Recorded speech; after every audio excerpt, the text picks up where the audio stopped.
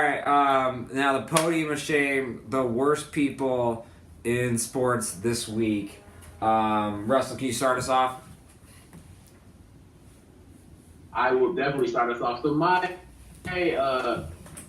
podium recipient this week is a coach I really like, but it really bothers me that he did this. Ron Rivera, the coach of the Carolina Panthers, after their victory this past week, he was going through his post-game speech. We were talking about, hey, everything's team first. We're all about team.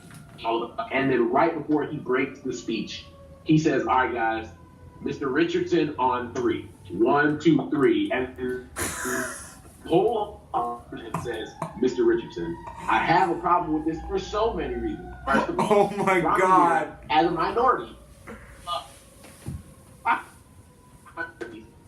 his owner, Jerry Richardson, has been accused of saying racial slurs to a scout on the team. He himself was one of the minority head coaches in the NFL, in a room full of minority athletes who I also have a problem with. Nobody wants to say, no, I'm not.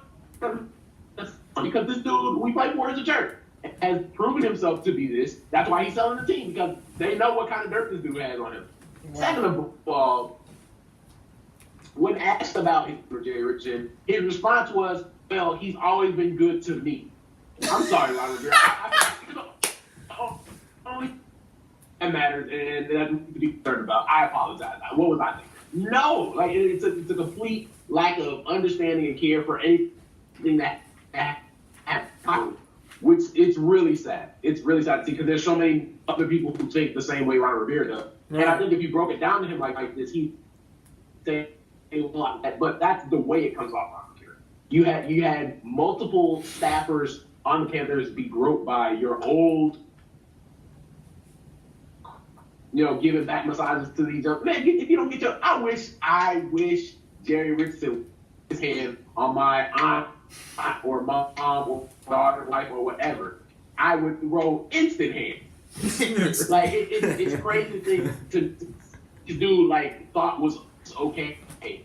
And these dudes, as we see at least twice, 3, 4 times a week, think they can get away with it. And so just the fact that Ron Rivera thought it was okay after that, got a win and wanted to say, all right, guys, Mr. Richardson on 3. 1, 2, 3, Mr. Richardson. And, it just really bothered me. On so many levels, I want to say the whole Panthers team for agreeing with their head coach by talking about them, Mr. Richardson on 3. Like, nah. It's a bad situation all the way around.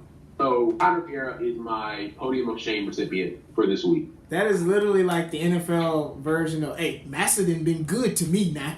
That's literally what Ron Rivera is saying. Like, Mr. Massa on 3. Like that, and they all did it. God. Ugh. Well, I think we can. I think in response to that, we can all agree. All right, Harvey Weinstein on 3. 1, 2, 3. Literally. Harvey Weinstein. Right. No one's doing that. Right. No one. Right. It's the exact same thing. Dang. Well, Harvey was good to me. Right? Anyways. Like Harvey was good to me. Yeah. Get out of here. Yeah, I think that was really well said, Russell. I love it. Niles, your podium of shame this week. Man, you gotta bring the heat like Russell. It was really hard.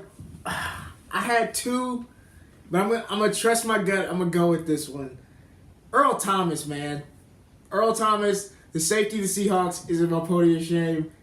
After the Cowboys game, this man goes and gets the coach of the other team, Jason Garrett, the coach of the Cowboys, and tells him, when the Seahawks are done with me, please sign me. I want to play for this team so bad. And even says it in the press conference and repeats it. And I'm just like, it's almost like the Seattle Seahawks are like the most successful group of people that don't like each other. Like, I don't get it. Like, it's always something. I remember when Marshawn Lynch was ready to fight because Percy Harvin got traded and he didn't want to come off the bus. I mean, it's all like, it's just every year there's always something with this team, and somehow they're still successful because they're just that good. There's players that didn't like Russell Wilson. It was almost a mutiny. They didn't want him to be the quarterback. And now you have your star of your defense. Earl Thomas is amazing.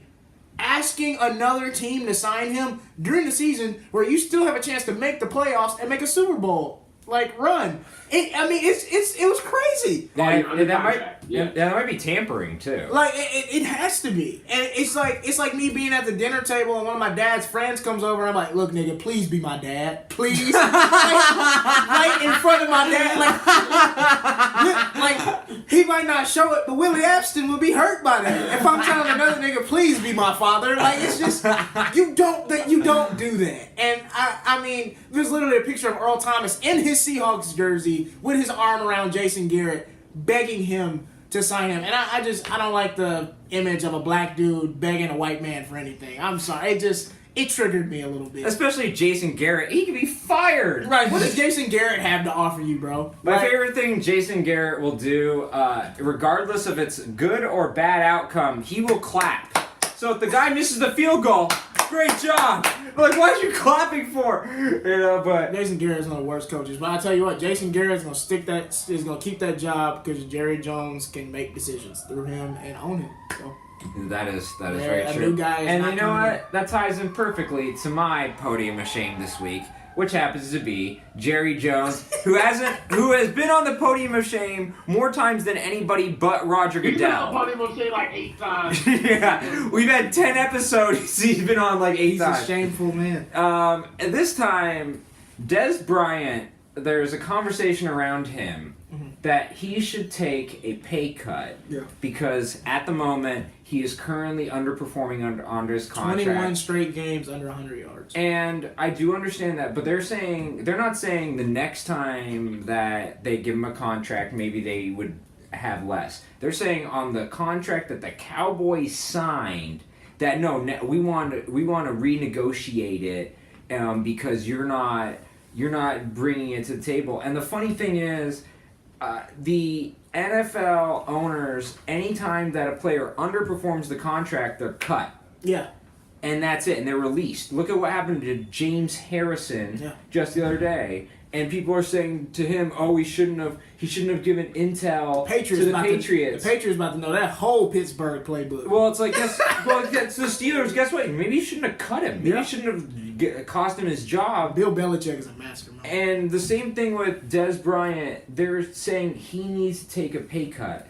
When it's ironic, this is the exact same team that did, and with the exact same owner that did not learn this lesson when Emmitt Smith held out on his contract because he felt he had outperformed his contract. The Cowboys would not negotiate and said, that was the contract you signed.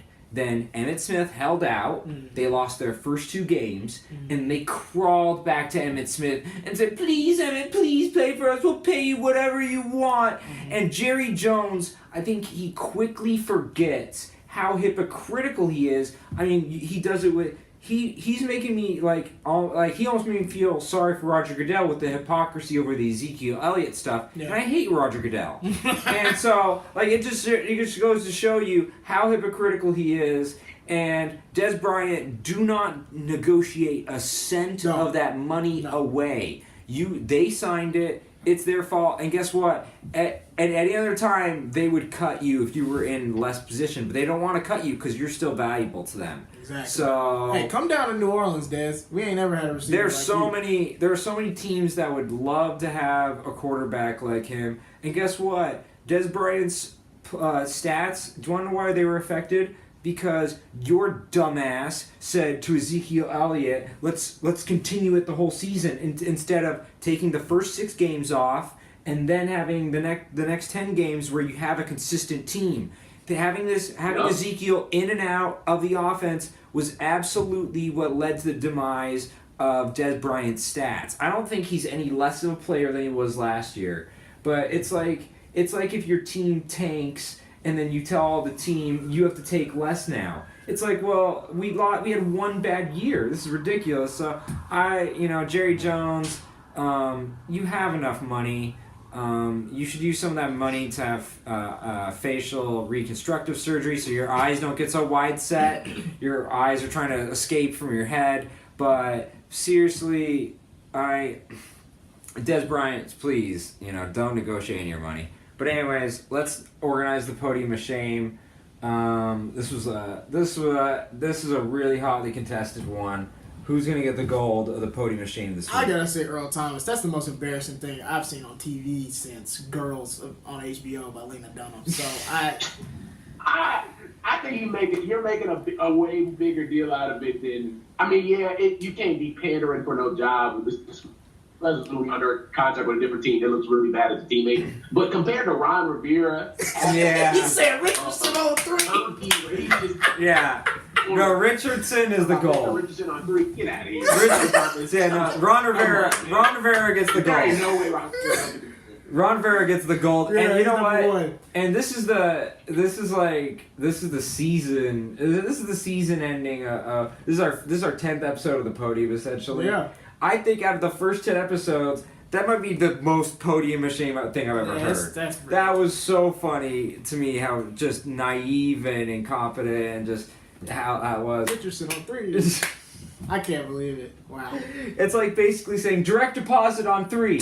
Right. That's all you care about, you know. Right. That's hilarious. So Richardson number 1. Earl and Jerry. Yeah, Jerry's been on the podium so much. He needs to have a bronze to go with all the gold and silvers. Right. You know, but yeah, we've organized it.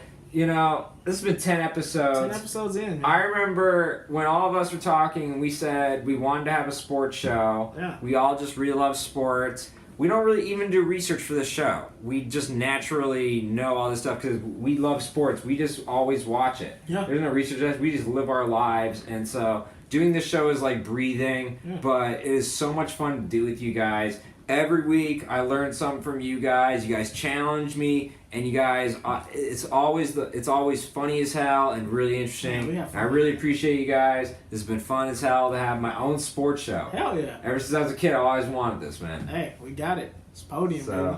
Thank you to Russell. Hopefully It's been a lot of fun.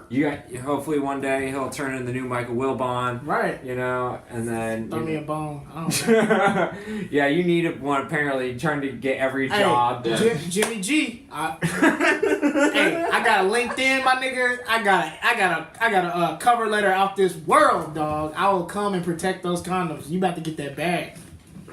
Oh my god. Yeah, and related note. Bro, tell me how that goes. Related note: if any NFL or NBA players need their weed transported by a white guy, I'm your guy. If you're gonna go with your weed, you're gonna get arrested. But Eric will keep you in the season and high. Yeah, Deshaun Jackson in his car they found weed and bullets in it or something like that. If Eric Abbenante had been drawing, guess what they would have said? They would have said, "Hey, are you lost? Let me help you on the way to your hotel." And then they would help me smoke some weed, and it would have been great. And that's white privilege. And what I'm saying is, I can offer my white privilege as a service to you